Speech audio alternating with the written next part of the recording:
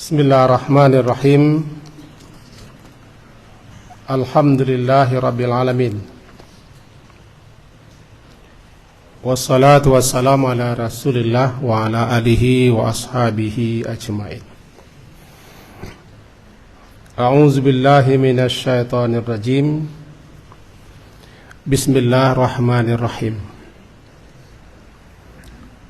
Kullu nafsin za'iqatul maut wa innama tuwaffawna ujurakum yawmal qiyamah faman zuhziha 'anil nar wa udkhilal jannah faqad faz wa mal hayatud dunya illa mata'ul ghurur. Surat Ali Imran, surat yang ketiga, ayat 185. Inilah yang menjadi dasar kajian kita malam hari ini. Judulnya sesuai dengan apa yang telah kita tetapkan, itu kematian itu pasti. Kullu nafsin dha'iqatul maut. Setiap jiwa, setiap yang bernyawa pasti merasakan mati. Wa innama tuwaffawna ujurakum yawmal qiyamah. Sesungguhnya hanya saja akan disempurnakan balasan, ganjaran atau pahala kamu secara sempurna nanti di hari kiamat. Faman zuhziha, maka barang siapa yang dijauhkan daripada neraka, wa udkhilal jannah, dan dimasukkan dia ke dalam jannah, surga, faqad faz, maka sungguh dia telah beruntung. Wa mal hayatud dunya, dan tidaklah kehidupan dunia ini illa mata'ul ghurur, melainkan kesenangannya memperdaya. Demikian kira-kira terjemah. Semalam kajian kita adalah fase atau tahapan perjalanan kita menuju akhirat. Setelah kehidupan dunia, lalu kita menempuh kehidupan berikutnya, yaitu kehidupan barzakh. Antara dunia dengan barzakh, mati. Mati adalah berpisahnya roh dengan jasad, karena ajal sudah sampai. Berapa lamanya kita diizinkan memakai jasad, mempergunakan jasad, segitulah umur kita. Tiba batas waktunya, itu ajal namanya, harus ditinggalkan jasad. Karena jasad akan dikembalikan lagi ke asalnya. Minha khalaqnakum wa fiha nu'idukum. Dari tanah itu jasad kamu kami ciptakan, dan ke dalam tanah pula nanti jasadmu akan dikembalikan, dikuburkan.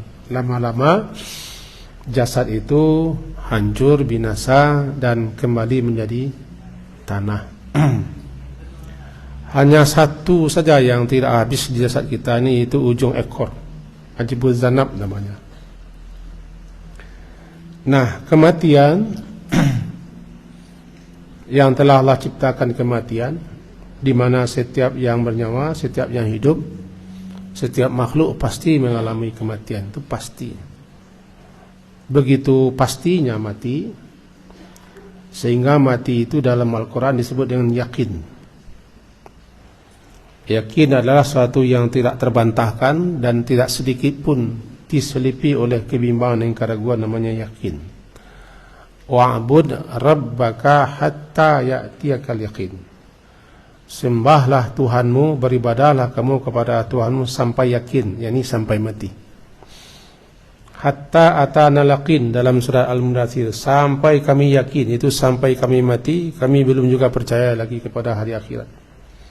Maka disebutlah mati itu dengan yakin, karena begitu pastinya. Dan itu yang pasti. Mati sebagaimana kita sebutkan dalam kajian semalam, sudah ditetapkan tempatnya, waktunya, penyebabnya, dalam keadaan apa kita mati. Sudah dijelaskan, ditetapkan Allah, cuman kepada kita tidak diberitahu. Wa ma tadri nafsum madza taksibu ghadan.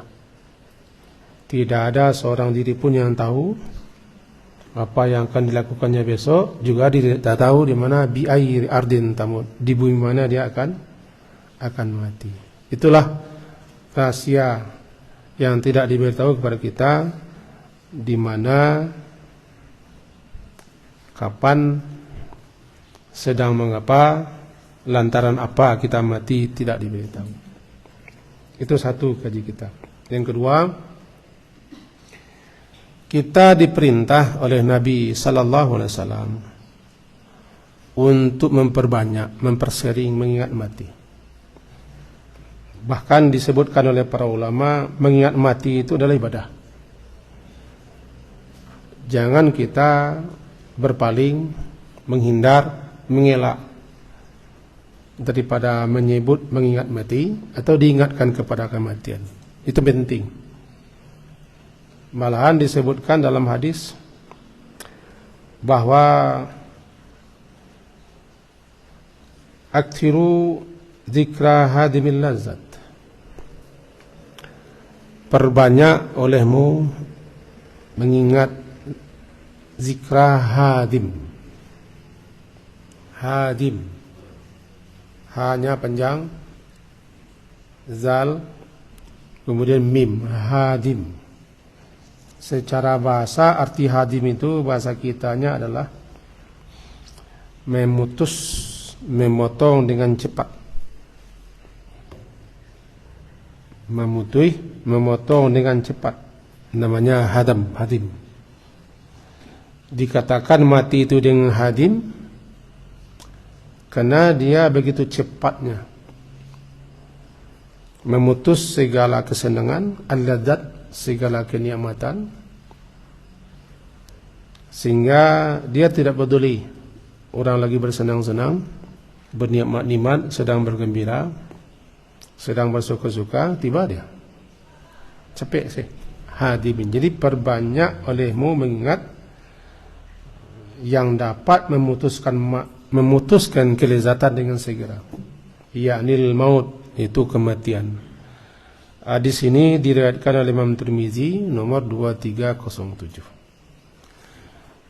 Kalau mengingat mati kita diperintah, berarti kalau kita mengelak daripada mengingat mati, kita tidak melaksanakan perintah. Makanya mengingat mati itu beribadah. Dan siapa yang banyak mengingat mati, sebagaimana disebutkan oleh Imam Qurtubi dalam kitab beliau yang terkenal, dapat dinukil dari Imam Ad-Daqqaq rahimahullah, disebutkan begini, bisa nanti dilihat kitab At-Tazkirah oleh Imam Qurtubi. Disebutkan man aktsara dzikral mauti, siapa yang banyak sering mengingat mati, ukrima bi thalathati asya', dia akan dimuliakan dengan 3 hal, 3 perkara. Siapa yang banyak sering mengingat mati, dia akan diberi kehormatan, kemuliaan dengan 3 hal, bi thalathati asya'. Yang pertama, ta'jilil taubah. Orang ini dimuliakan dengan dianugerahkan kepadanya kemampuan segera untuk bertaubat. Rupanya kemampuan kita untuk bertobat, kesegeraan kita untuk bertobat daripada dosa-dosa itu adalah kemuliaan. Dan qanaatil qalb, orang ini juga dimuliakan dengan adanya rasa cukup di hatinya. Tidak tamak, tidak serakah, tidak ambisi, tidak loba, tidak canguk, tidak lobo, canguk. Dia mencukupkan apa yang ada, Yang ada disyukurinya, yang tidak ada dicarinya. Berapa dapat dia nikmati. Namanya qanaah. Qanaah itu ada di hati. Qanaah itu termasuk amalul qalb, amalan hati. Ada orang yang tidak pernah rasa cukup. Tidak cukup. Bukan hanya harta, pangkat pun, jabatan pun, status pun, kedudukan pun, kekuasaan pun tidak cukup. Tidak cukup. Cobalah saksikan. Sedang kita saksikan sekarang. Tak cukup dia. Seulando minta tanah. Itulah anak Adam kalau tidak beriman dan lupa ingat mati. Dengan ingat mati, orang akan diberi rasa cukup. Karena dua. Yang ketiga, ukrima, dimuliakan juga dia dengan nasyatatil ibadah. Adanya nasyat, nun, shin, panjang dan ta, nasyat. Kerajinan, kesungguhan, semangat, giat untuk beribadah. Dapat tiga. Maka perseringlah, perbanyaklah mengenal mati. Salah satu cara untuk mengingat mati, ziarah kubur. Ziarah kubur. Atau takziah, ikut penyelenggaraan jenazah. Atau baca buku, dengarkan kaji-kaji yang memang kaji ilmu tentang masalah kehidupan setelah mati. Karena apa? Orang makin lalai dia mengingat mati, dia makin asyik. Hidup ini asyik. Hidup ini mengasyikkan. Sehingga dikatakan asyik hidup, lupa mati. Asyik dunia, lupa akhirat. Karena saking asyiknya hidup, dan hidup itu menghanyutkan.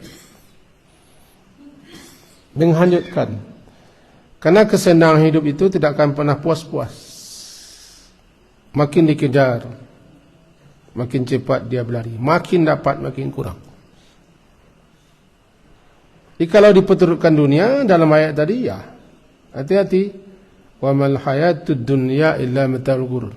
Kehidupan dunia inilah menipu, memperdaya. Kalau kita tidak hati-hati, bukan tidak boleh mencari kehidupan dunia, bukan tidak boleh, hati-hati, waspada.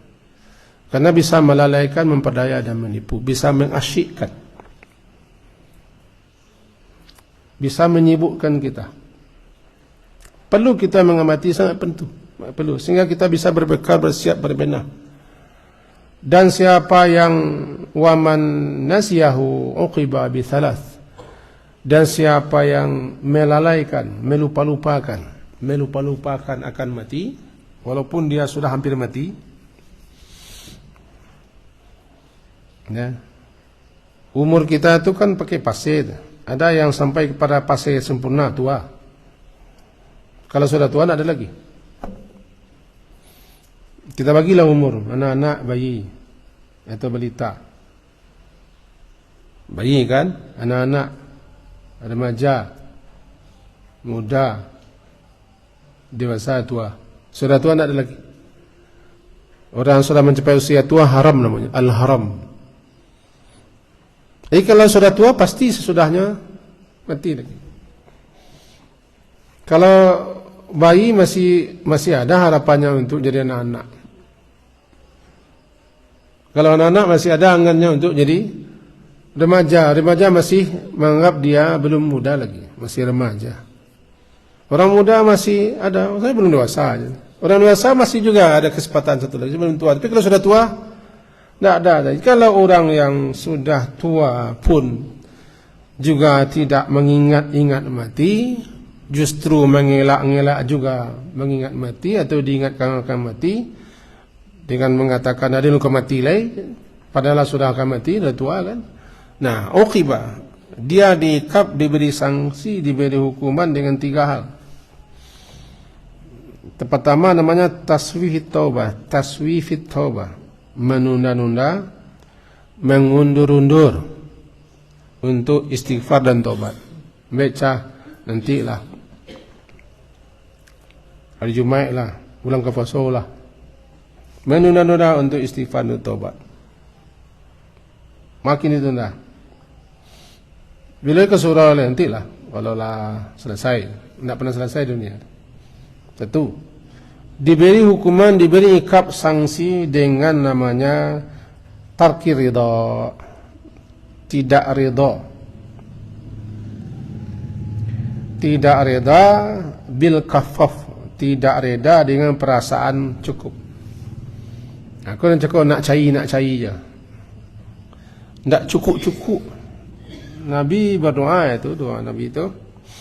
Salah satu doa Nabi, Allahumma inni a'udzubika min ilmin la yanfa' wa min qalbin la yakhsha' wa min nafsin la tashba' wa min da'watin la yustajabu laha. Ya Allah, aku berlindung kepadamu daripada ilmu yang tidak bermanfaat, daripada hati yang tidak khusyuk, daripada nafsu yang tidak pernah kenyang-kenyang puas-puasnya.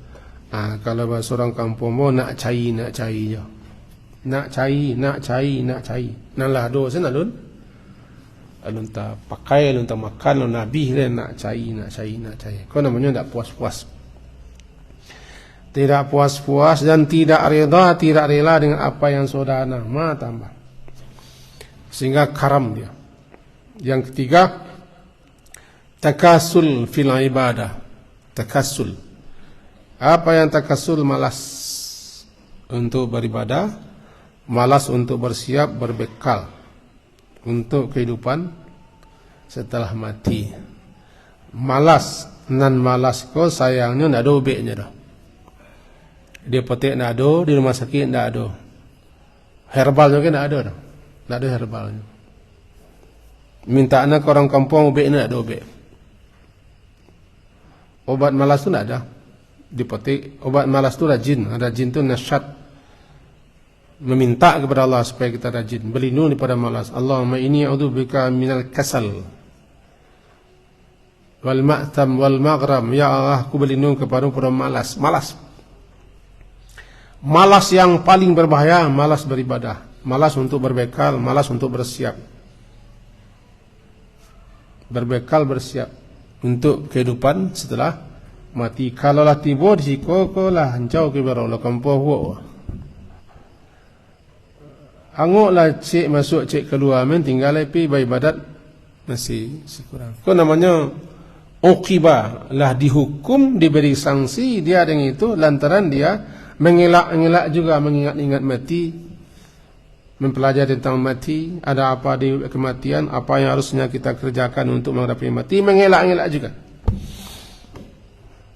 Untuk itu kita katakan tadi bahwa penting sekali kita mengingat kematian yang pasti. Pernah salah seorang sahabat, sebagaimana dikatakan oleh Abdullah bin Umar, itu Ibnu Umar dalam hadis riwayat Ibnu Majah nomor 4259 disebutkan begini. Saya terjemahkan saja. Kata Ibnu Umar, aku duduk-duduk bersama Rasulullah sallallahu alaihi wasallam. Ketika itu datang seorang laki-laki dari golongan Ansar, laki-laki daripada golongan orang Madinah. Setelah dia mengucapkan salam, kemudian lalu dia berkata, ya Rasulullah, ayul mu'minina afdal. Orang mukmin yang manakah yang paling afdal, paling utama? Ayul mu'minina afdal. Jawaban beliau, qal ahsanuhum khuluqan. Yaitu orang mukmin yang paling baik akhlaknya. Yang paling baik akhlaknya. Lalu dilanjutkan oleh laki-laki tadi, fa'il mu'minina akyas. Lalu siapa pula orang mukmin yang paling cerdik, paling cerdas? Jawaban beliau, faqal aktsaruhum lil mauti dzikra. Orang mukmin yang paling cerdas itu adalah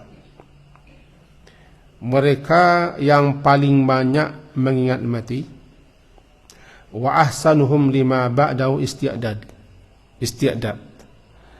Dan yang paling baik persiapannya menuju kematian. Ulaika akyas. Inilah yang paling cerdik. Akyas. Dalam bahasanya kalau kita terjemahkan kepada bahasa kita kais. Kais.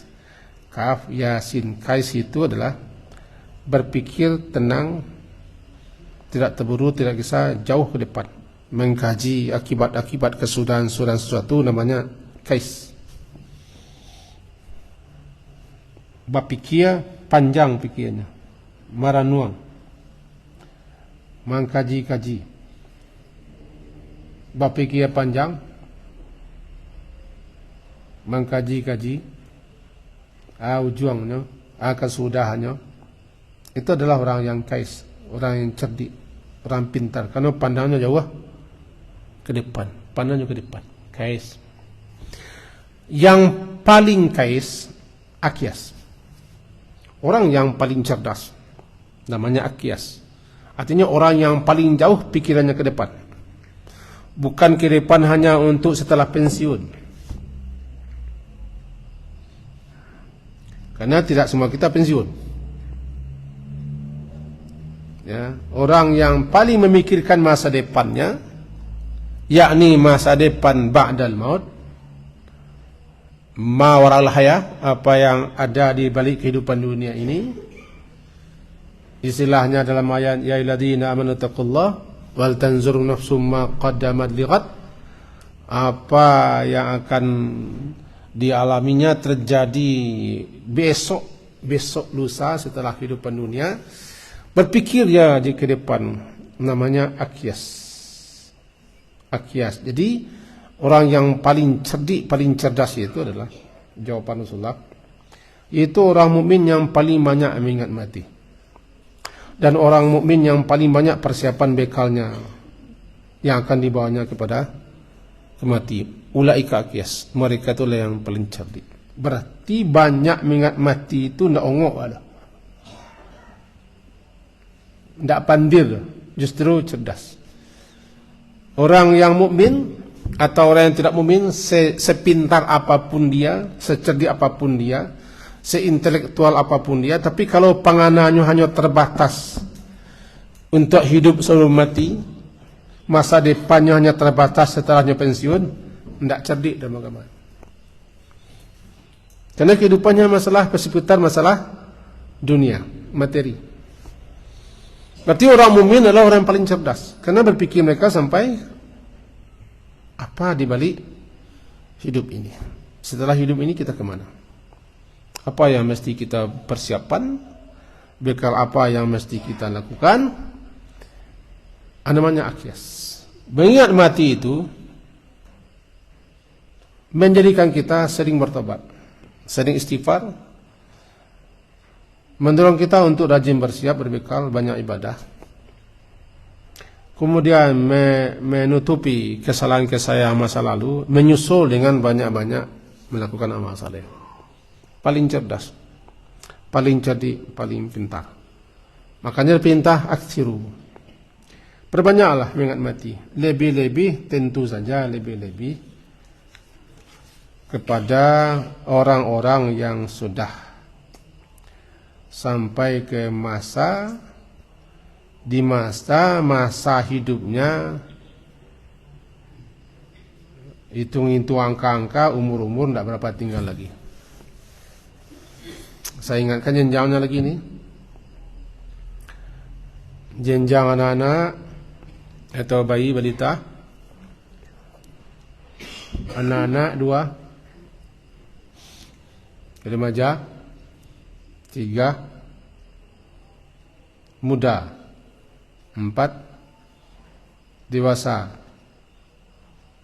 5, 2, 6.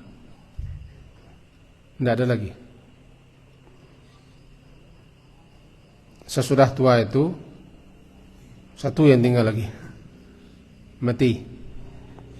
Bagi orang yang sudah tua, di mana umat Nabi ukuran tua itu adalah 60 ke atas. Karena kisaran umur umat Nabi 60-70. A'maru ummati, umur umatku itu adalah baina 60 ila 70, berkisar antara 60 70. Aqalluhum, ada yang lewat tapi tidak berapa. Ada yang lewat 70, tapi dibanding dengan yang kurang 70, tidak berapa yang lewat 70 umur.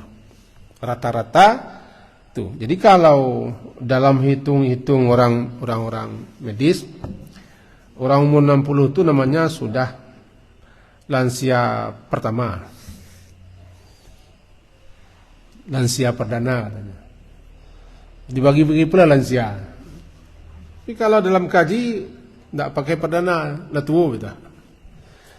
Jadi kalau orang sudah umur 60 itulah tua tu. Dia anggap dia muda deh. Dan pernah kita sampaikan dulu sih kok, kalau umur 60 itu udahlah masuk gelanggang, lawannya mati. Janganlah masuk gelanggang, lawannya itu siapa lawannya mati. Kalau nya malah mati, yang kalah. Jadi kalau umur 60 cukup itu tidak usah panjang mana agak-agak leh. Kalau dalam kajian agama, tapi kalau dalam kajian dunia, kok namanya menikmati masa pensiun namanya. Anak-anak lah lebih. Lah kadang-kadang lah kerja kini ko tinggal menikmati pensiun seleh. Jalan-jalan, kasinan kemari. Rasanya itu iyo, cuman kok lalai beko. Kok tiba se travel mengelason beko baka. Nampal yang baga aku makalu Allah maut. Ndak malaikat ke dah? Nampal yang baga maut, tidak malakul maut dan mautnya. Sebab malakul maut tu nanti mautnya matinya. Sia saja nampal yang baga, ketika datang mati tidak bisa. Maka perbanyaklah mengingat kematian, karena mati itu begitu pasti. Nah, jadi kaji kita di malam yang kedua kok. Tahapan kita setelah di dunia adalah kita memasuki tahapan peralihan dari kehidupan dunia kepada kehidupan barzakh. Peralihan itu namanya mati. Mati, ruh berangkat meninggalkan jasad. Jasad diantarkan kepada asal muasalnya. Al-ardu ummuna, bumi ini adalah ibu kita. Dari situ kita berasal, berkumpul kita di situ, hidup kita di situ, kembali kita ke situ. Bernamalah bumi itu ibu kita. Bukan ibu si Pertiwi, ibu kita. Bukan hanya Pertiwi saja yang punya. Kembali kepada ibu Pertiwi tidak, kembali kepada ibu kita, ibu jasad. Sedangkan roh melanjutkan perjalanannya ke alam barzakh. Kaji kita sampai situ dek gino letipu itu sagalo. Sekian, semoga berkah dan manfaat. Diakhiri subhanakallah bihamdika asyhadu an la ilaha illa anta astaghfiruka wa atubu ilaik. Sallallahu ala Muhammadin wa ala alihi wa ashabihi ajma'in. Alhamdulillah. Assalamualaikum warahmatullahi wabarakatuh.